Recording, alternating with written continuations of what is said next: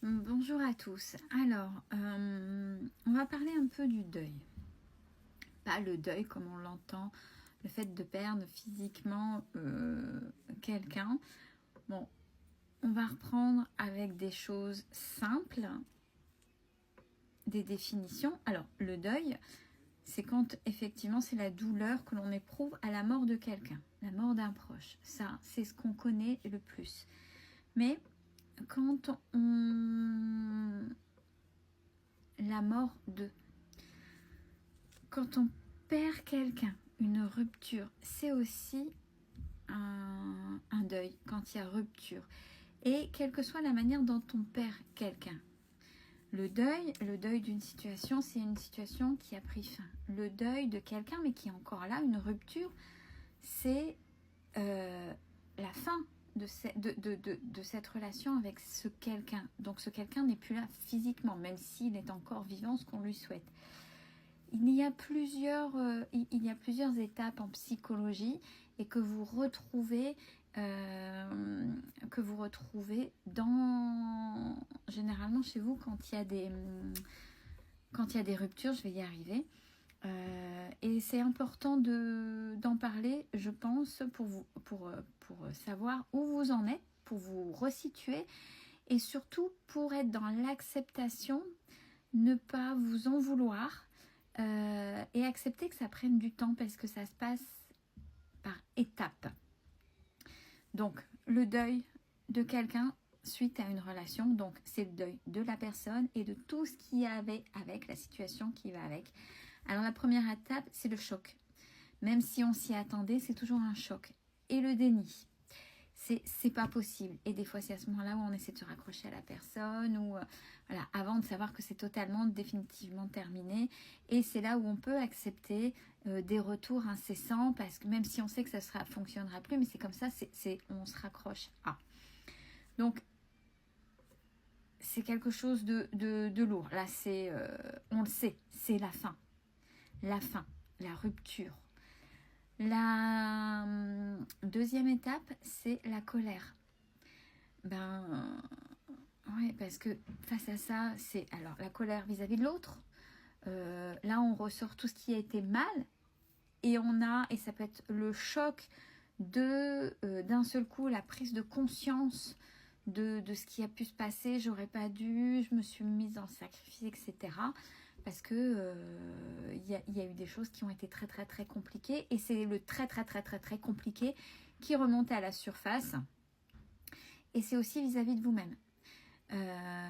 On met la faute sur l'autre, mais en vérité, c'est sur vous que vous retournez la colère, puisque en étant en colère, même si vous n'en avez pas conscience, tout ce que vous rejetez sur l'autre, c'est tout ce que vous n'avez pas su mettre en place, les limites, vous laissez faire, le sacrifice, etc.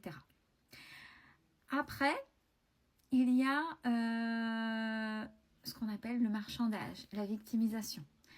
En fonction des personnes, celle-là, ça peut être très rapide, des fois il y en a qui le font quasiment pas et c'est normal, il faut l'accepter. C'est en gros, moi c'est fini, donc je suis la plus malheureuse ou le plus malheureux du monde. J'ai besoin qu'on s'occupe de moi, c'est un peu un appel au secours et c'est un peu du chantage affectif vis-à-vis des autres, que ce soit conscient ou inconscient, et c'est pas grave. C'est pas grave. Bon, il y en a qui le passent, mais ou alors à soi-même. J'ai été victime de. C'est en même temps être dans ce marchandage un peu le déni et on rejette tout sur l'autre. Même si la colère est passée, on se remet pas de suite en cause avec les effets miroirs que je viens de parler. Vient après la grande tristesse. Là où on sait que de toute façon, une fois que toutes ces étapes-là sont passées, la tristesse, oui, puisque là c'est un vide, que ce soit vous qui l'ayez voulu ou l'autre, c'est un vide. Donc ouais, il y a une grande tristesse. Et qu'est-ce que ça va chercher en vous? Et en fonction des histoires de tout à chacun, c'est le petit enfant intérieur, la petite fille ou le petit garçon qui est triste, qui se sent rejeté, abandonné. Il y a eu les trahisons, tout ce qui est remonté précédemment dans les autres étapes, tout ce qui s'est passé. Et ce vide et toute cette remise en question vais-je savoir un jour aimer? Et c'est là où on dit non, ou non, c'est pas possible, puis, et on est triste, et on n'a plus envie de rien, on n'a même plus envie de sortir, on se renferme. C'est toute cette période-là, cette grande tristesse. Mais il faut l'accueillir, elle est normale et elle est essentielle. Et toutes ces étapes sont essentielles avant d'arriver à la dernière, qui est l'acceptation. L'acceptation, parce qu'à un moment donné, en fonction du temps de conscientisation de chacun, vous vous rendez compte qu'à un moment donné, de toute façon, la situation ne changera pas, l'autre ne reviendra pas, ou si vous avez conscientisé des choses, vous savez que c'est pas bien que la personne revienne, et là c'est l'acceptation de ce qui est. Et une fois que vous avez accepté, c'est là où vous pouvez repartir, vous réouvrir à la vie. Mais le deuil en psychologie, quel que soit le deuil, de la manière dont on en parle, de la situation, donc la fin de quelque chose, ou la perte de quelqu'un, que ce soit malheureusement de mort physique ou la perte d'une relation, donc la personne est partie, il n'y a plus personne, c'est une étape essentielle. Et il faut traverser véritablement cette période-là pour pouvoir rebondir. Et généralement, il y a la peur de se retrouver seul derrière ça. Et non, une fois que tout sera réaccepté, vous verrez que vous allez réembrasser la vie et accepter qui vous êtes. Et puis là, vous allez dire, non mais ça y est, c'est bon. En fait, à un moment donné, quand vous allez accepter, c'est plus, je sais, c'est ici, j'apaise et j'accepte et je repars de l'avant. Non pas pour l'autre, mais pour vous-même. Alors, on peut être aussi sur des... Quand on parle d'acceptation, on n'est pas encore au pardon, même s'il y a une acceptation en apaisement. Quand est-ce qu'on sait qu'on est totalement apaisé? C'est quand on peut parler de l'autre sans émotion. C'est qu'il n'y a plus d'émotion. Quand c'est une rupture, attention, hein, parce que quand c'est la perte d'un être cher, même si ça fait 20 ans, 15 ans, je parle des grands-parents ou des parents que vous avez perdument aimés, ça, c'est une perte qui est très très compliquée. Et même si vous avez passé toutes ces étapes-là de deuil, et à un moment donné, acceptation, parce que par non-choix, c'est comme ça de toute façon.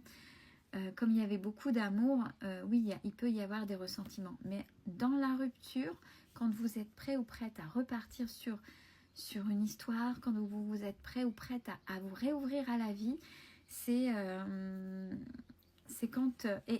Et sainement, c'est quand vous pouvez parler de l'autre, de ce qui n'est plus. Et vous savez que le deuil est terminé, sans émotion.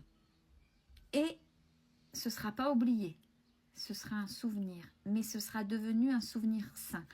Donc pour tous ceux et toutes celles qui sont dans des situations de deuil, et je parle de fin de relation plus que de mort physique de personnes, ça c'est quand même un deuil plus complexe et plus important au fond de soi.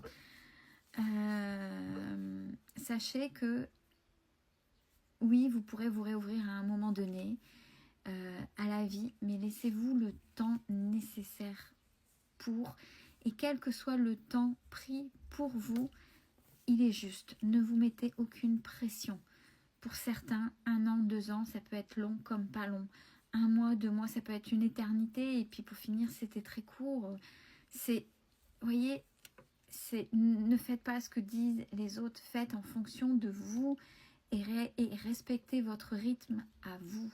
Le temps, c'est quelque chose qui a été mis en place pour un certain rendement et c'est comme ça. On oublie ça.